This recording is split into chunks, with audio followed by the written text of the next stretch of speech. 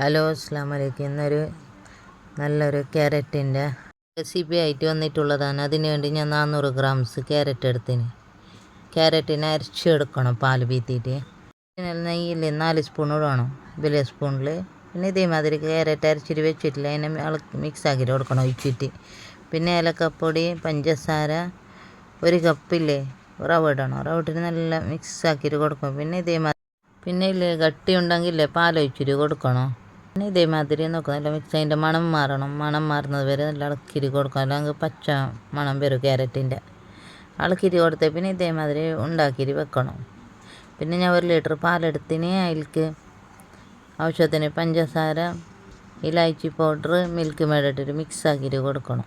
Cornflour ഇട്ടിട്ടില്ലേ ഇളക്കിയിട്ട് കൊടുക്കണം ഇതേമാതിരി. പിന്നെ ഈ തിളച്ച പാലിലേക്ക് ഒഴിച്ച് കൊടുക്കണം, മിക്സ് ആക്കിയിട്ട് കൊടുക്കണം. പിന്നെ അത് ഗട്ടിയായി പിന്നെ ഈ ഞമ്മ ഗാജർ ഉണ്ടാക്കിയിട്ട് വെച്ചിട്ട് അതിനിട്ടിട്ട് കൊടുക്കണം. നോക്കാമല്ലോ, ഇതേ നല്ല ടേസ്റ്റ് കീർ ടൈപ്പ്. കീറെന്നും പറയാൻ നാട്ടിൽ പായസം ഉണ്ടാക്കുന്നില്ലേ, അതേമാതിരി. അതിൻ്റെ മുകളിലേക്ക് പറങ്ങട്ട, ബദാം, മുന്തിരി അങ്ങനെല്ലാം പറത്തിരി വെച്ചതിലിട്ട് കൊടുക്കണം. കഴിക്കാൻ നല്ല ടേസ്റ്റ്, എളുപ്പത്തിലുണ്ടാക്കാൻ പറ്റും. ആരും പുതിയതായിട്ട് കാണുന്നുണ്ടോ, എല്ലാം ഷെയർ ആക്കാൻ മറക്കണ്ട. അസ്സലാമു അലൈക്കും.